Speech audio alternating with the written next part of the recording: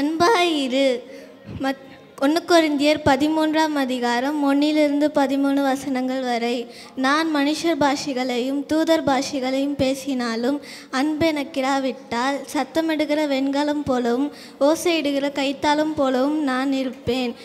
நான் தீர்க்கதரிசன வரத்தை உடையவனாயிருந்து சகல இரகசியங்களையும் சகல அறிவை அறிந்தாலும் மலைகளை பெயர்க்கத்தக்கதாக சகல விசுவாசம் உள்ளவனாயிருந்தாலும் அன்பு எனக்கிராவிட்டால் நான் ஒன்றுமில்லை. எனக்கு உண்டான யாவற்றையும் நான் அன்னதானம் பண்ணினாலும் என் சரீரத்தை சுட்டெரிக்கப்படுவதற்கு கொடுத்தாலும் அன்பு எனக்கிராவிட்டால் எனக்கு பிரயோஜனம் ஒன்றுமில்லை. அன்பு நீடிய சாந்தமும் தயவும் உள்ளது. அன்புக்கு பொறாமை இல்லை. அன்பு தன்னை புகழாது, இருமாப்பாயிராது, அயோக்கியமானதை செய்யாது, தற்பொழிவை நாடாது, சினமடையாது, தீங்கு நினையாது, அநியாயத்தில் சந்தோஷப்படாமல் சத்தியத்தில் சந்தோஷப்படும். அன்பு சகலத்தையும் தாங்கும், சகலத்தையும் விசுவாசிக்கும், சகலத்தையும் நம்பும், சகலத்தையும் சகிக்கும். அன்பு ஒரு காலமும் ஒழியாது. தீர்க்க தரிசனம் ஆனாலும் ஒழிந்து போம், அந்நிய பாஷைகள் ஆனாலும் ஒழிந்து போம், அறிவானாலும் ஒழிந்து போம். நம்முடைய அறிவு குறைவுள்ளது, தீர்க்க தரிசன சொல்லுதரும் குறைவுள்ளது. நிறைவானது வரும்போது குறைவானது ஒழிந்து போம். நான் குழந்தையாயிருந்தபோது குழந்தை போல பேசினேன், குழந்தை போல சிந்தித்தேன், குழந்தை போல யோசித்தேன். நான் புருஷனான போதோ குழந்தைக்கேற்றவைகளை ஒழித்து விட்டேன். இப்பொழுது கண்ணாடியிலே நிழலாட்டமாய் பார்க்கிறோம், அப்பொழுது முகமுகமாய் பார்ப்போம். இப்பொழுது நான் குறைந்த அறிவுள்ளவன், அப்பொழுது நான் அறியப்பட்டிருக்கிறபடியே அறிந்து கொள்வேன். இப்பொழுது விசுவாசம், நம்பிக்கை, அன்பு இம்மூன்றும் நிலைத்திருக்கிறது. இவைகளில் அன்பே பெரியது. ஆமென். கிறிஸ்துவின் சிந்தை. பிலிப்பியர் 2ஆம் அதிகாரம் 5ஆம் வசனம் முதல் 11ஆம் வசனம் வரை. கிறிஸ்து இயேசுவிலிருந்த சிந்தையே உங்களிலும் இருக்க கடவது. அவர் தேவனுடைய ரூபமாயிருந்தும் தேவனுக்கு சமமாயிருப்பதை கொள்ளையாடின பொருளாக எண்ணாமல் தம்மை தாமே வெறுமையாக்கி அடிமையின் ரூபமெடுத்து மனுஷர் சாயலானார். அவர் மனுஷ ரூபமாய் காணப்பட்டு மரணபரியந்தமும், அதாவது சிலுவையின் மரணபரியந்தமும் கீழ்ப்படிந்தவராகி தம்மை தாமே தாழ்த்தினார். ஆதலால் தேவன் எல்லாவற்றிற்கும் மேலாக அவரை உயர்த்தி இயேசுவின் நாமத்தில் வானோர் பூதலத்தோர் பூமியின் கீழானோருடைய முழங்கால் முடங்கும்படிக்கும் பிதாவாகிய தேவனுக்கு மகிமையாக இயேசு கிறிஸ்து கர்த்தர் என்று நாவுகள் யாவும் அறிக்கை பண்ணும்படிக்கும் எல்லா நாமத்திற்கும் மேலான நாமத்தை அவருக்கு தந்தருளினார். ஆமேன். கலாத்தியர் 6. ஆவிக்கேற்றபடி நடப்போம். 22 முதல் 26 வரை. ஆவியின் கனியே அன்பு, சந்தோஷம், சமாதானம், நீடிய பொறுமை, தயவு, நற்குணம், விசுவாசம், சாந்தம், இச்சையகம். இப்படிப்பட்டவர்களுக்கு பிரமாணம் ஒன்றுமில்லை. கிறிஸ்துவ உடையவர்கள் தங்கள் மாம்சத்தையும் அதன் ஆசை இச்சைகளையும் சிலுவையில் அறைந்திருக்கிறார்கள். நாம் ஆவியிலே பிழைத்திருந்தால் நாம் ஆவிக்கேற்றபடி நடக்க கடவும். வீண் புகழ்ச்சியை விரும்பாமலும் ஒருவருக்கொருவர் கோபமூட்டாமலும் ஒருவர் மேல் ஒருவர் பொறாமை கொள்ளாமலும் இருக்க கடவும். ஆமென். யோவான் 15. தேவனுக்கு கனி கொடு.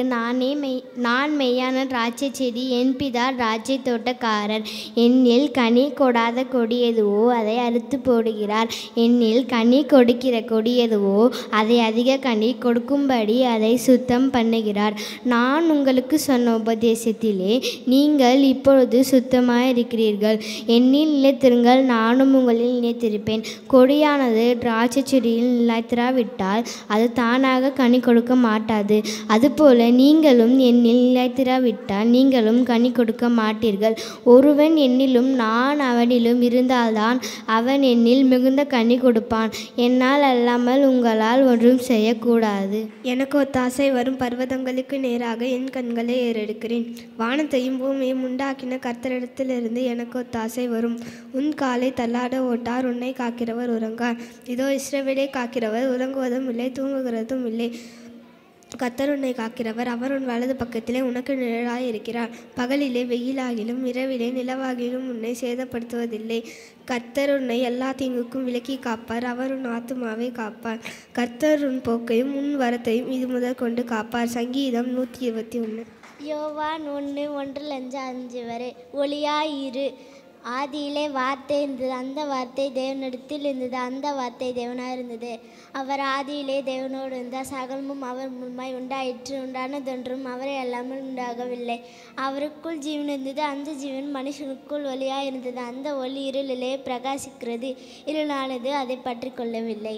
பைபிள் உள்ள 66 ஆகமங்கள் ஆதியாகமம், யாத்ராகமம், லேவியராகமம், என்னாகமம், உபாகமம், இயேசுவா, நியாயாதிபதிகள், ரூத், 1 சாமுவேல், 2 சாமுவேல், 1 ராஜாக்கள், 2 ராஜாக்கள், 1 நாளாகமம், 2 நாளாகமம், எஸ்ரா, நெகேமியா, எஸ்தர், யோபு, சங்கீதம், நீதிமொழி, பிரசங்கி, உன்னதபாடி, ஏசையா, எரேமியா, புலம்பல், எசேக்கியேல், தானியேல், ஓசியா, யோவேல், ஆமோஸ், ஒபதியா, யோனா, மீகா, நாகும், ஆபகும், செப்பனியா, ஆகாய், சகரியா, மல்கியா. புதிய ஏற்பாடு மத்தேயு, மார்க்கு, லூக்கா, யோவான், அப்போஸ்தலருடைய நடபடிகள், ரோமர், 1 கொரிந்தியர், 2 கொரிந்தியர், கலாத்தியர், எபேசியர், பிலிப்பியர், கொலோசேயர், 1 தெசலோனிக்கேயர், 2 தெசலோனிக்கேயர், 1 தீமோத்தேயு, 2 தீமோத்தேயு, தீத்து, பிலோமோன், எபிரேயர், யாக்கோப்பு, 1 பேதுரு, 2 பேதுரு, 1 யோவான், 2 யோவான், யூதா வெளிப்படுத்தின விசேஷம். பைபிளில் உள்ள 12 கோத்திரங்களின் பெயர்: ரூபன், சமிலோன், லேவி, யூதா, தான், காத், ஆசேர், நப்தலி, செபுலோன், இசாக்கார், செபுலோன், யோசேப்பு, பென்யமீன். சங்கீதம் 100 1 முதல் 5. பூமியின் உள்ள குடிகளை எல்லோரும் கர்த்தரை கம்பீரமாய் பாடுங்கள். மகிழ்ச்சியோடு கர்த்தருக்கு ஆராதனை செய்து ஆனந்த சத்தத்தோடு அவர் சந்நிதி முன் வாருங்கள். கர்த்தரே தேவன் அறியுங்கள், நாம் அல்ல, அவரே நம்மை உண்டாக்கினார். நாம் அவர் ஜனங்களும் அவர் மேய்ச்சலின் ஆடுகளுமாய் இருக்கிறோம். அவர் வாசல்களின் துதியோடும் அவர் பிரகாரங்களில் புகழ்ச்சியோடும் அவரை பிரநேசித்து அவரை துதித்து அவருடைய நாமத்தை ஸ்தோத்திரியுங்கள். கர்த்தர் நல்லவர், அவர் கிருபை என்றென்றும், அவர் உண்மை தலைமுறை தலைமுறைக்கும் உள்ளது. ரோமர் 8:36-39 வரை. கிறிஸ்துவின் அன்பை விட்டு நம்மை பிரிப்பவன் யார்? உபத்திரவமோ, வியாகுலமோ, துன்பமோ, பசியோ, நிர்வாணமோ, நாசமோசமோ, பட்டயமோ, இவை எல்லாவற்றிலேயும் நாம் நம்மில் அன்பு கூறுகிறாலே முற்றும் ஜெயம் கொள்கிறாய் இருக்கிறோம். மரணமானாலும் ஜீவனானாலும் தேவதூதர்களானாலும் அதிகாரங்களானாலும் வல்லமைகளானாலும் நிகழ்காலங்களானாலும் வருங்காலங்களானாலும் உயர்வானாலும் தாழ்வானாலும் வேறெந்த சிருஷ்டியானாலும் நம்முடைய கர்த்தராகிய கிறிஸ்து இயேசுவில் உள்ள தேவனுடைய அன்பை விட்டு நம்மை பிரிக்க மாட்டாதென்று நிச்சயித்திருக்கிறேன். சங்கீதம் 46 1 முதல் 11 வசனம். தேவன் நமக்கு அடைக்கலமும் ஆபத்து காலத்தில் அனுகூலமான துணையுமானவர். ஆகையால் பூமி நிலை மாறினாலும் மலைகள் நடு சமுத்திரத்தில் சாய்ந்து போனாலும் அதன் ஜலங்கள் கொந்தளித்து பெருங்கினால் பர்வதங்கள் அதிர்ந்தாலும் நாம் பயப்படும். ஒரு நதி உண்டு, அது நீர்க்கால்கள் தேவனுடைய நகரத்தையும் உன்னதமானவர் வாசம் பண்ணும் பரிசுத்த ஸ்தலத்தையும் சந்தோஷிப்பிக்கும். தேவன் அதன் நடுவில் இருக்கிறார், அது அசையாது. அதிகாலையில் அதற்கு சகாயம் பண்ணுவார். ஜாதிகள் கொந்தளித்தது, ராஜ்யங்கள் தத்தளித்தது. அவர் தமது சத்தத்தை முழங்க பண்ணினார், பூமி உருகி போயிற்று. சேனைகளின் கர்த்தர் நம்மோடு இருக்கிறார், யாக்கோபின் தேவன் நமக்கு உயர்ந்த அடைக்கலமானவர். பூமியிலே பால் கடிப்புகளை நடப்பிக்கிற கர்த்தருடைய செய்களை வந்து பாருங்கள். அவர் பூமியின் கடைமுனை மட்டும் யுத்தங்களை ஓய பண்ணுகிறார், வில்லை ஒடித்து ஈட்டை முறிக்கிறார், நெருப்பினால் ரதங்களை சுட்டெரிக்கிறார். நீங்கள் அமர்ந்திருந்து நானே தேவன் என்று அறிந்து கொள்ளுங்கள். ஜாதிகளுக்குள்ளே உயர்ந்திருப்பேன், பூமியிலும் உயர்ந்திருப்பேன். சேனைகளின் கர்த்தர் நம்மோடு இருக்கிறார், யாக்கோபின் தேவன் நமக்கு உயர்ந்த அடைக்கலமானவர். சங்கீதம் 34 1 முதல் 5 வரை. கர்த்தரை நான் எக்காலத்திலும் ஸ்தோத்தரிப்பேன், அவர் துதி எப்போதும் என் வாயில் இருக்கும். கர்த்தருக்குள் என் ஆத்துமா மேன்மை பாராட்டும், சிறுமைப்பட்டவர்கள் அதை கேட்டு மகிழ்வார்கள். என்னோடு கூட கர்த்தரை மகிமைப்படுத்துங்கள், நாம் ஒருமித்து அவர் நாமத்தை உயர்த்துவோமாக. நான் கர்த்தரை தேடினேன், அவர் எனக்கு செவி கொடுத்து என்னுடைய எல்லா பயத்துக்கும் என்னை நீங்களாக்கி விட்டார். அவர்கள் அவர்களை நோக்கி பார்த்து பிரகாசம் அடைந்தார்கள், அவர்கள் முகங்கள் வெட்கப்பட்டு போவதில்லை. பிள்ளைகளே, வந்து எனக்கு செவி கொடுங்கள், கர்த்தருக்கு பயப்பட நான் முன் போதிப்பேன். நீதிமொழிகள் 6:16-19. 6 காரியங்கள் கர்த்தர் வெறுக்கிறார், 7 அருவருப்பானவைகள் அவை ஆவன: மேட்டுமையான கண், பொய்நாவு, குற்றமற்றவன் ரத்தம்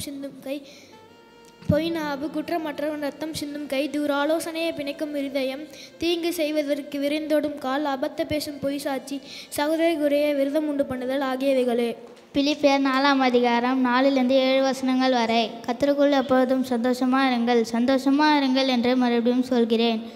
உங்கள் சாந்த குணம் எல்லா மனுஷனுக்கும் தெரிந்திருப்பதாக. கர்த்தர் சமீபமாக இருக்கிறார். நீங்கள் ஒன்றுக்கும் கவலைப்படாமல் எல்லாவற்றை குறித்து உங்கள் விண்ணப்பங்களை சொத்தத்தோடு கூடிய ஜபத்தினாலும் வேண்டுதல்னாலும் தேவனுக்கு தெரியப்படுத்துங்கள். அப்பொழுது எல்லா புத்திக்கும் மேலான தேவ சமாதானம் உங்கள் இருதயங்களையும் உங்கள் சிந்தைகளையும் கிறிஸ்தியசுகளாக காத்துக்கொள்ளும். தலைப்பு: தேவனை துதிங்கள். சங்கீதம் 150. அல்லேலூயா. தேவனை அவருடைய பசுத்த ஸ்தலத்தில் இருந்து அவரே துதிங்கள். அவருடைய வல்லமை விளங்கும் ஆகாய விரைவை பார்த்து அவரே துதிங்கள்.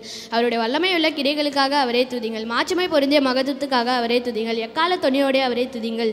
வீணையோடும் சுரமண்டலத்தோடும் அவரே துதிங்கள். யாழோடும் தம்புரோடும் அவரே துதிங்கள். தம்புரோடும் நடனத்தோடும் அவரே துதிங்கள். யாழோடும் தீங்களோடும் அவரே துதிங்கள். ஓசையுள்ள கைத்தாளங்களோடே அவரே துதிங்கள். பேராசையுள்ள கைத்தாளங்களோடே அவரே துதிங்கள். சுவாசமுள்ள யாவும் கர்த்தரை துதிப்பதாக. ஆமென். சங்கீதம் 34:6-10 வரை. இந்த ஏழை கூப்பிட்டான், கர்த்தர் கேட்டு அவனை அவன் இடுக்கண்களுக்கு எல்லாம் நீங்களாக்கி இரட்சித்தார். கர்த்தருடைய தூதன் அவர்களுக்கு பயந்தவர்களை சூழும் பாளையமிற்கு அவர்களை விடுவிக்கிறார். கர்த்தர் நல்லவர் என்பதை ருசித்து பாருங்கள். அவர் மேல் நம்பிக்கையாயுள்ள மனுஷன் பாக்கியவான். கர்த்தருடைய பரிசுத்தவான்களே, அவருக்கு பயந்திருங்கள். அவருக்கு பயந்து உள்ள மனுஷனுக்கு குறைவில்லை. சிங்கக்குட்டிகள் தாழ்ச்சியடைந்து பட்டினியாயிருக்கும். கர்த்தரை தேடுபவர்களுக்கு ஒரு நன்மையும் குறைவுபடாது.